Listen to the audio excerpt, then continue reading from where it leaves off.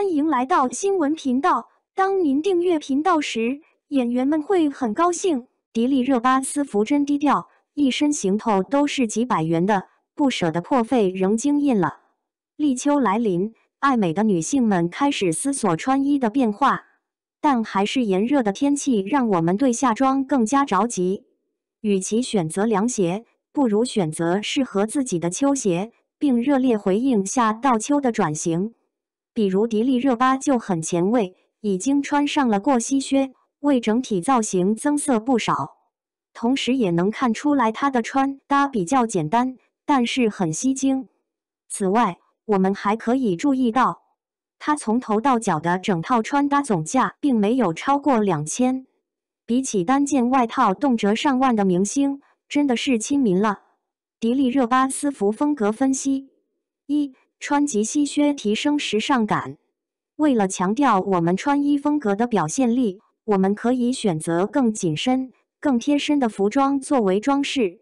迪丽热巴选择了一双比较有辨识度的过膝长靴，让整身穿搭更显气势。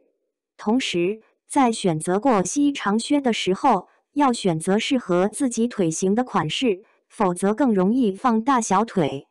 然后，对于小腿粗的女性，不要选择紧身版型，这样的款式会显得腿更粗。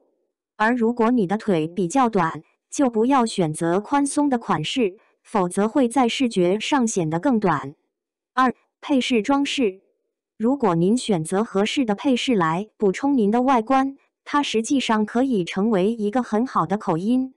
比如迪丽热巴就选择了一款 PU 皮材质的羽绒包，与她的 T 恤颜色相同。通过面料的对比，它表现出了抢眼的一面。同时，我们也可以选择搭配的帽子，比如迪丽热巴，可以在视觉上转移视线的焦点，从而再现一定的衬托效果。二、在日常生活中选择符合自己风格的潮流秋鞋。穿短靴的注意事项：短靴比较适合初秋款式，所以在试穿的时候要多注意靴子的高度，因为它会影响腿长与身体的视觉关系。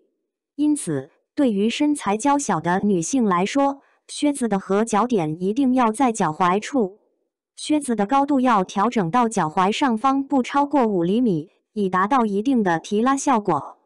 相反，短靴的靴筒高度稍高时，更容易暴露身材的瑕疵。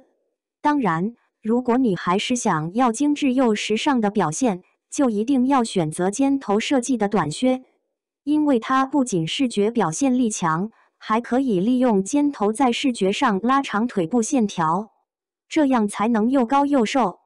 二、注意事项：马丁靴。如果你更喜欢酷酷的中性风格，马丁靴是个不错的选择。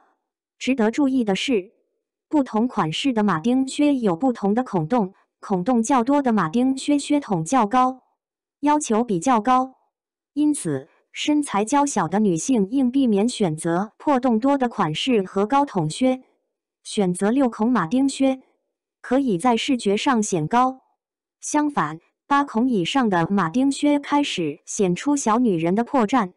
三、旧鞋注意事项。当然，也有喜欢休闲的朋友，时髦的老爹鞋是个不错的选择。